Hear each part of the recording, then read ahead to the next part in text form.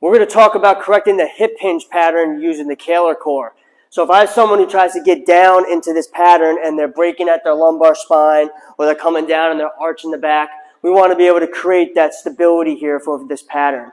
So using the Kaler core, I'm going to have Derek plant his feet on the plates. He's going to have one hand up on the pipe, one hand down at the peg. As he goes down, he's going to keep his back in a nice straight position. He's going to use his hips for all the power as he drives up. When he drives up, the column in the front will prevent him from hyperextending the back at the finishing move, keeping a neutral position. Then as he loads down, promoting him to get that posterior weight shift into the hips. We're using all the hips. Core is stable, not compensating with the lumbar spine. Once we have someone who understands how to use the Kaler core to correct the hip hinge pattern, we're going to progress them away from that. We're going to use an FMT band. So what this is around the waist. The band is going to help pull Derek back into the position to help him feel for that neutral spine, but that posterior weight shift. As he comes forward, he has to drive his feet into the ground to produce the force to get the hips forward, but also understanding where we don't hyperextend at the back.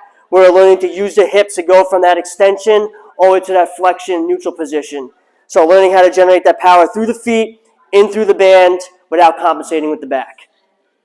So now if we want to further stimulate the posterior weight shift, what we could use is a Swiss ball against the wall. So now instead of having a band pulling him back, now he has to force his hips back, driving his feet into the ground, which is going to stabilize through the core, and the pushback from the ball is going to cue him to control himself from falling forward.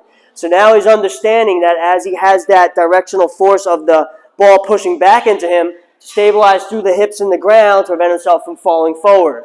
So another stimulus to get that posterior hip drive once they understand how to control the torso and try to feel the connection through the ground into the hips.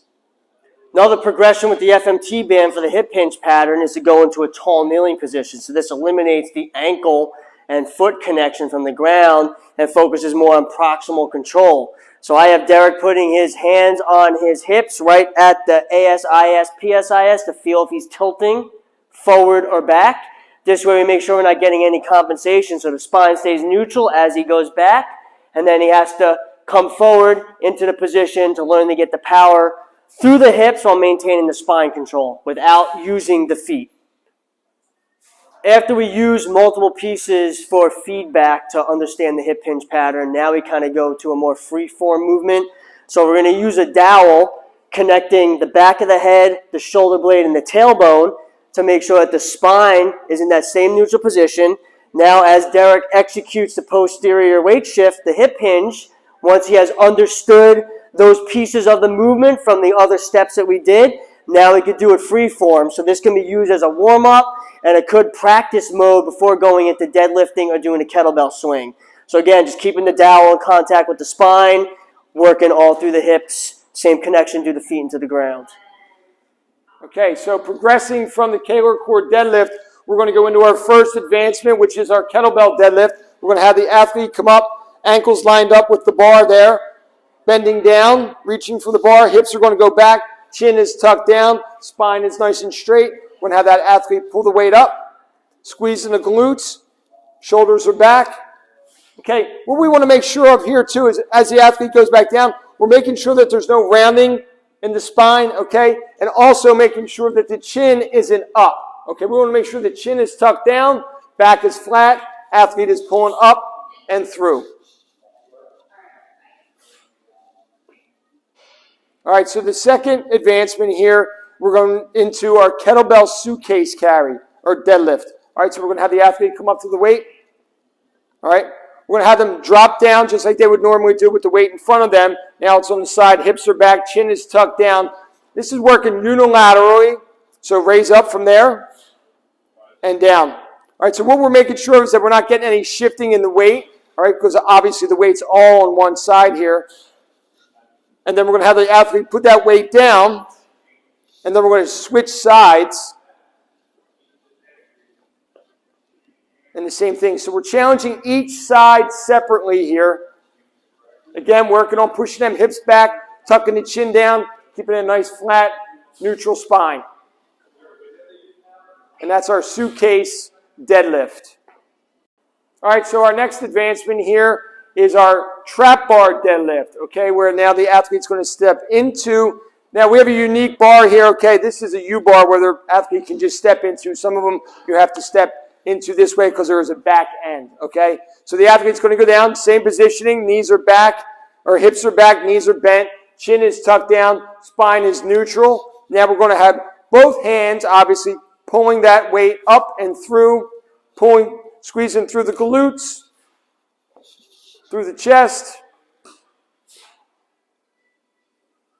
We're going to have that weight touching down. And that's your trap bar. The next advancement we can go with here is the barbell deadlift, okay? I have the weights raised up on boxes for some of your taller athletes.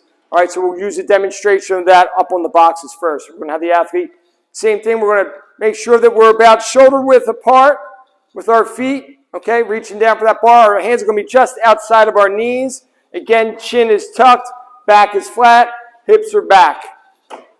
Having that athlete pulling up and through, pulling the hips through, squeezing the glutes at the top. And that would be your barbell deadlift from an elevated surface. Okay, so continuing on with our barbell deadlifts here, we're going to have the athlete come in. Obviously, now we took away the elevated surface, so we're going to have the athlete travel further down to the ground. All right, so again, we want to make sure the arms are just outside the knees, back is flat, hips are back, chin is tucked down. Pull up and through, squeezing the glutes at the top. Nice and tight and engaged through their core.